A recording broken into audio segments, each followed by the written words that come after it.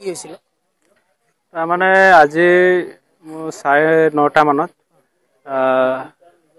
সুখে তপনৰ ল'ৰা মোক ফোন কৰিছিলে বেলেগৰ মোবাইল দি জনাইছে যে দেউতাই মাৰি দিছে মাক বুলি কৈছে।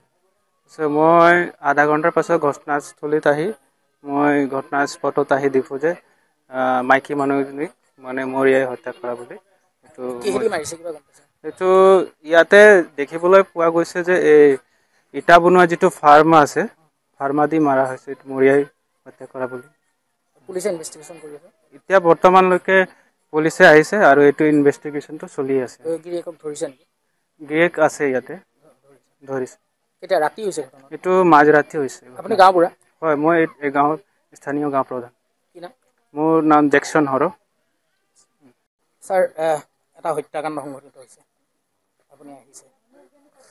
মোক পুলিচ বিভাগৰ পৰা খবৰ পালোঁ যে আমাৰ বৰঘুলি গাঁৱত এটা হত্যাকাণ্ড সংঘটিত হৈছে বোলে। তাৰপিছত আমি ইনকুৱেষ্ট কৰিবলৈ আহিলোঁ।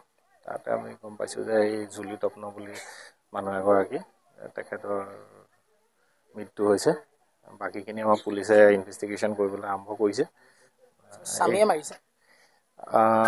সেইখিনি গোটেই মানে কনফাৰ্মলি আমাৰ ইনভেষ্টিগেশ্যনৰ পিছতহে গম পোৱা যাব। এতিয়া সদ্যহতে ইনকুৱেষ্টটো কৰিলোঁ। সেইখিনি পিছত কিহেদি আপোনালোকে মাৰিছে ছাৰ? এইটো দেখিলৈ লাগিছে মানে কিবা ব্লাণ্ট বস্তু দি মাৰি দিয়ে মৰা যেন লাগিছে। ছাৰ সেইটো এইটো তেজপুৰ থানাৰ আণ্ডাৰত? তেজপুৰ থানা হালনিবাৰী।